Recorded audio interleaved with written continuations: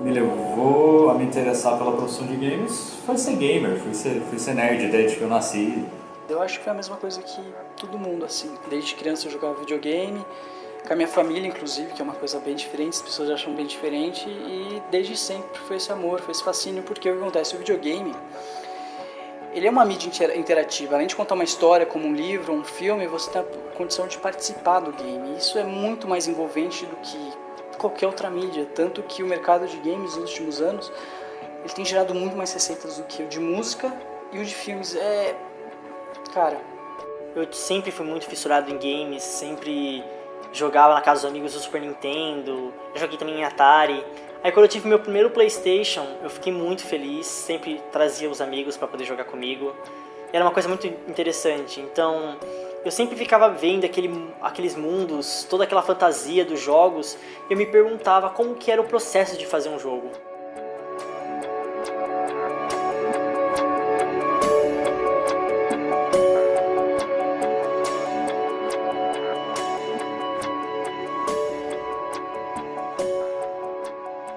Quando eu decidi, eu não tinha perspectiva nenhuma. Eu simplesmente entrei. A minha outra opção era ser músico. Como em casa o pessoal não aceitou bem a ideia de eu ser músico, eu pensei numa segunda hipótese, era trabalhar com 3D. Não era com games, era com 3D. Mas à medida que eu fui estudando e fui descobrindo, né, o mercado, o que precisava, qual tipo de função ainda tinha espaço, eu acabei trilhando o caminho para cair em games. Eu acho que a intenção de pessoas que entram no mercado de games, em geral, não é ser indie para sempre. Ninguém quer estar sempre sem dinheiro, sempre buscando oportunidade, implorando por uma chance de mostrar seu jogo. A gente é ambicioso, a gente quer crescer, a gente não quer ser indie. Ser indie é legal, você tem uma liberdade enorme na criação e tudo mais, mas a gente quer poder fazer grandes obras, a gente quer poder gastar milhões numa peça e garantir que ela vai ser excepcional. Eu acredito que isso seja um desejo do mercado. Eu não sei, hoje em dia o termo indie ele é usado muito vagamente, né? Ele é usado até para descrever gênero de jogo. Então a gente fala, eu quero ser indie, eu não quero ser indie, já não tem mais a mesma entonação de quando a gente começou a entrar nesse negócio, que nem é tanto tempo, a gente está falando de 2 anos. Mas o que eu considero ainda é o core, né, mesmo na palavra, literal, ser independente, produtor independente. Ninguém está financiando a gente. A gente quer uma ajuda financeira, lógico, não é o cara se dando doações, tipo, toma, seja rico e eu não. A gente quer fazer negócio, a gente quer negociar com alguém que vá distribuir o nosso jogo, uma publisher, ou alguém que vai negociar uma porcentagem, tipo, eu te dou X dinheiro para você produzir, e você não precisa mais se preocupar com isso, show, agora você vai lá fazer o jogo e distribuir por conta, mas você tem dinheiro para isso. Eu acho que a grande diferença é essa, o grande salto da gente ser indie ou não é ter um financiamento do que a gente faz. Não ter que nós mesmos produzir o dinheiro para pagar o nosso projeto, para lá no futuro a gente poder vender ele.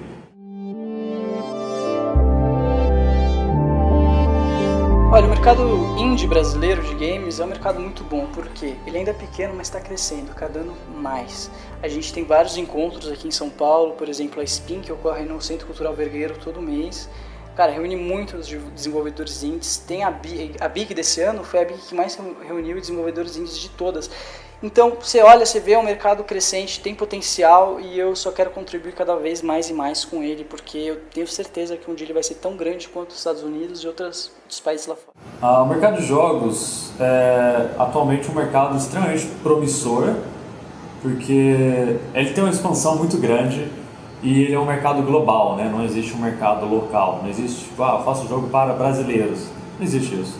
Faço jogo para paraguaios, não existe isso. Você faz jogo para o mundo inteiro, então é um mercado que promete um retorno independente da situação do país, o que é muito bom pra gente no caso. Jogos independentes têm tanto espaço quanto os grandes, contanto que a gente consiga alcançar eles. Não é um espaço aberto que você vai lá e é livre. Você tem que conquistar o seu espaço no mercado, tanto as empresas pequenas, médias ou grandes. Pelo menos é assim que eu acredito. Então é trabalho nosso como desenvolvedor encontrar uma publisher ou alguém que faça esse trabalho de divulgação pra gente e ganhe esse espaço. Mas jogos em geral não concorrem. Você comprar um jogo não quer dizer que você vai deixar de comprar outro por isso. Não é que nem um carro. Você comprou um carro, beleza, você está satisfeito, você tem um carro. Não vai comprar outro momento. O jogo a gente acumula em toneladas, né? Principalmente quem é gamer. Como eu enxergo o mercado de jogos atualmente? Na questão do mundo, é um mercado que cresce cada vez mais, tanto no consumo quanto na produção. Mas no Brasil eu vejo isso de uma maneira um pouco diferente. O Brasil ele tem um mercado muito tímido no que se fala da produzir jogos, mas na questão de consumo ele é um dos maiores do mundo. Então eu acho que isso é uma coisa que tem que melhorar muito ainda pro país conseguir produzir os jogos, porque a gente tem muita gente comprando. Então eu acho que o mercado tem potencial. Eu comecei a buscar o conhecimento dos jogos na faculdade. Como eu disse, eu fui formado na EMB, então eu comecei por lá. Eu não sabia bem o que eu queria, eu ainda ia mais para a área de 3D e comecei a estudar jogos lá, um pouco da teoria, um pouco da produção. Comecei a me interessar pelo assunto e depois eu fui atrás de outras coisas, outros cursos. Na verdade, eu tentei me especializar em personagem, modelagem. Eu fiz cursos de escultura, cursos de render. No final, por questões do mercado, né, que ninguém mexia muito com a parte de programação para jogos, ou as pessoas mexiam com uma programação muito core, muito voltada para outros mercados, ou elas eram artistas no meio de jogos. E eu acabei preenchendo esse espaço no meio onde eu tenho um background artístico, um background de programação. Mas o que eu acredito que seja talvez o mais importante em questão de conhecimento de fazer jogos não é nem o conhecimento técnico, que esse aí você consegue adquirir de um jeito ou de outro, mas é o conhecimento principal de design, efetivamente, de gameplay, de percepção humana, e tudo isso você não consegue em um lugar único, tá? A faculdade às vezes é um bom jeito de se começar, onde as pessoas apontam a direção para você correr, mas você não escapa, você tem que ir atrás de livros e escolas de arte, de pensamento, não tem outra saída. Bom, tirando a faculdade, eu sempre aprendi bastante sobre games em canais do YouTube e fóruns, por exemplo. Eles são ótimos meios de aprender tudo o que você quer saber. Porque esse pessoal que trabalha com games, eles estão direto na frente do PC. Eles estão com os programas abertos, Maya, Unity, e eles vão adorar compartilhar essa informação com você. Então eles vão... Cara, a comunidade de games ela é muito, muito aberta, ela é muito boa. Eles sempre estão dispostos a ajudar uns aos outros. Então... se você não tem condição de pagar uma faculdade, se você tem a determinação, você consegue aprender praticamente tudo através de fóruns e canais no YouTube. Inicialmente, quando eu entrei na faculdade, eu sempre me imaginava estando numa empresa de grande porte, como a, sei lá, o Ubisoft, por exemplo. Só que conforme o curso está se passando, eu tô vendo a grande importância dos jogos indies. Eu tinha meio que um preconceito com eles, assumo. Só que você vê o quanto o mercado indie está crescendo, que ele não é uma coisa tão básica o quanto você pensa que é, e que ele abrange muito mais do que você pensa também.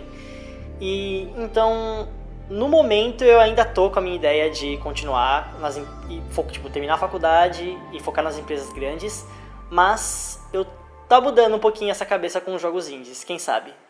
A diferença entre trabalhar em estúdios grandes e estúdios independentes, ela é massiva, né? Começando que um estúdio grande você é um funcionário. Então você tem que ir lá trabalhar X horas, acabou, vai embora, você tem um salário fixo, você sabe o que vai acontecer.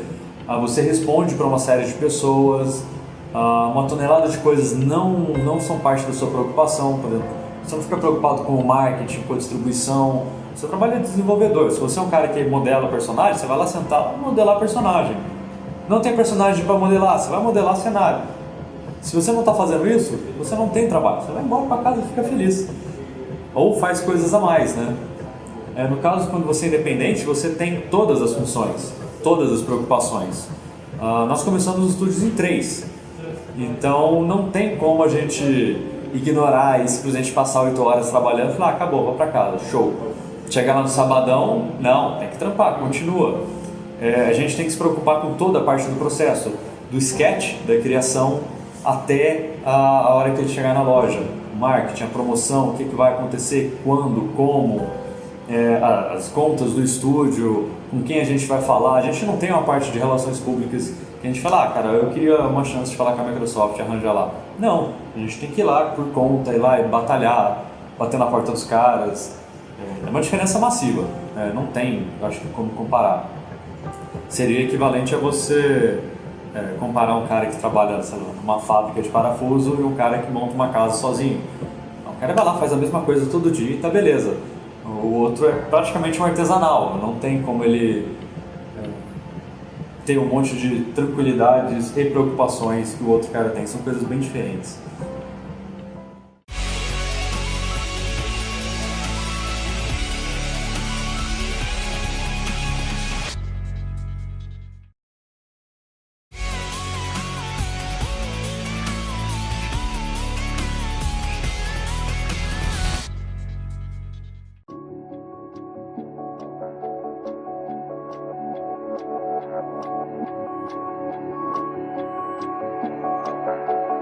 O sentimento de se produzir o jogo é fantástico, é animal.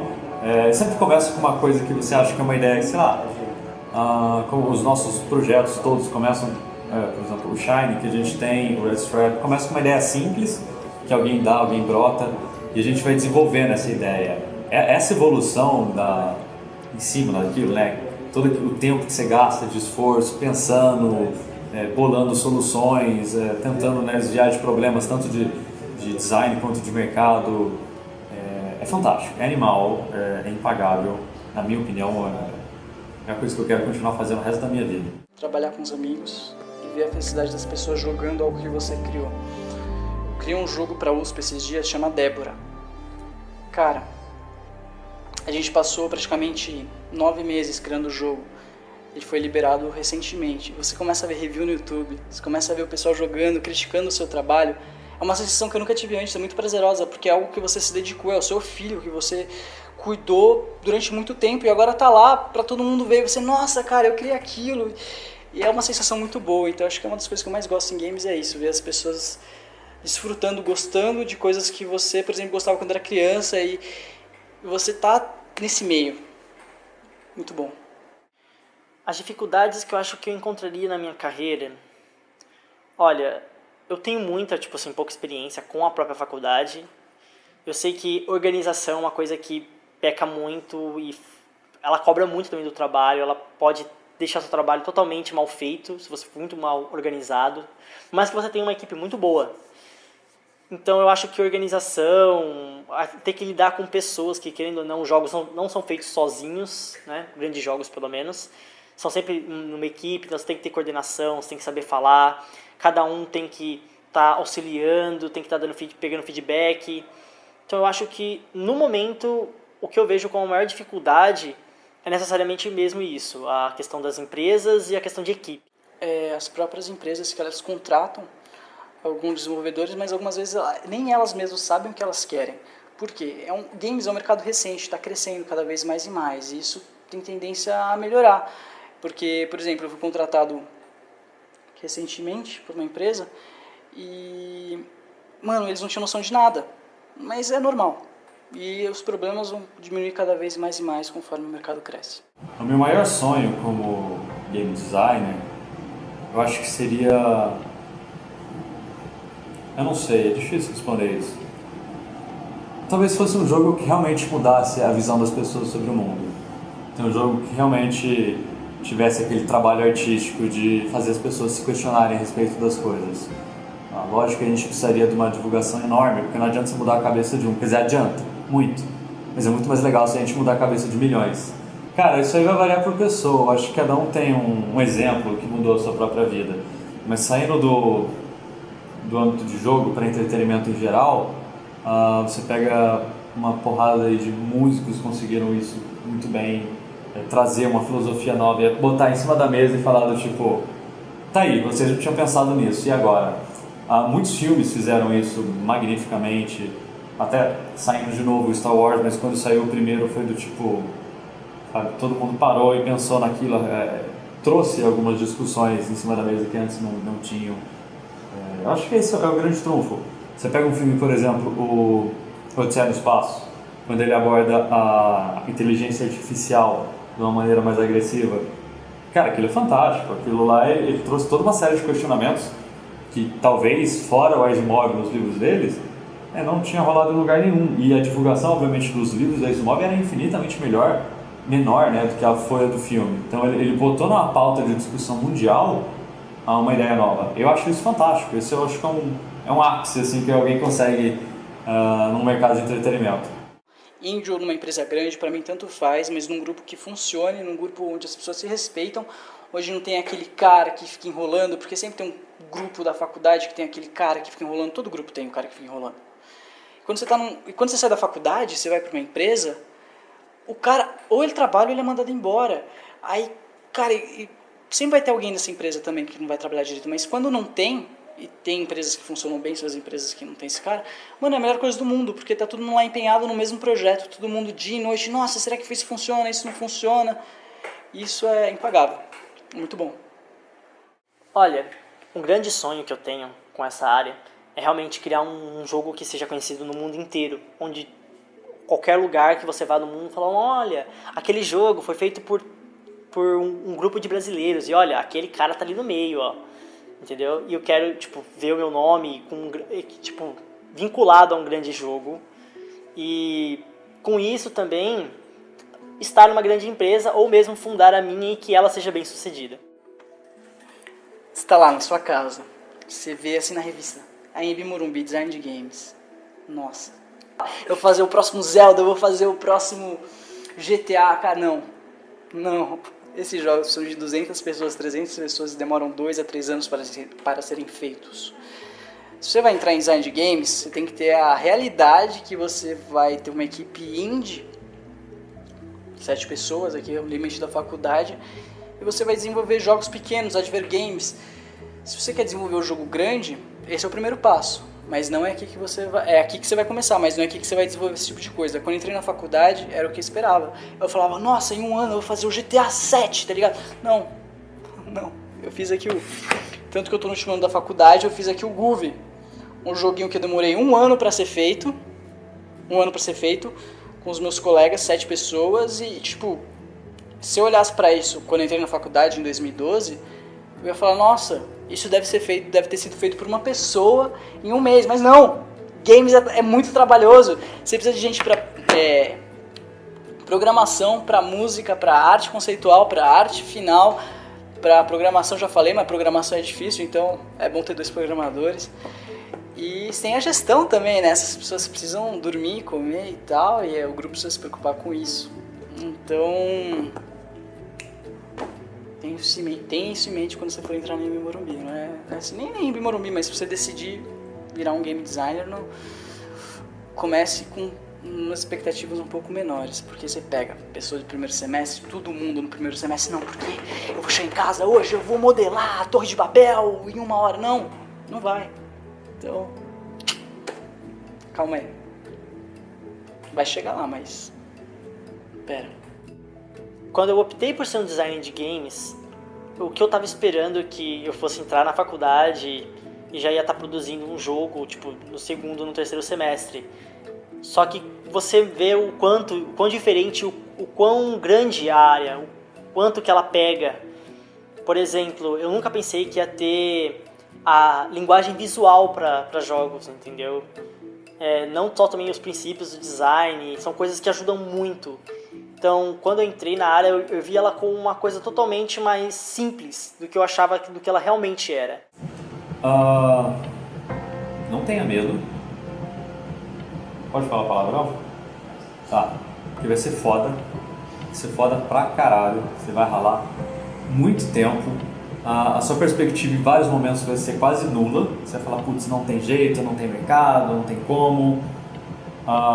Então não entre nesse mundo com a ilusão de que vai ser fácil, indolor, e que vai ser a mesma coisa do que você ficar sentado em casa jogando.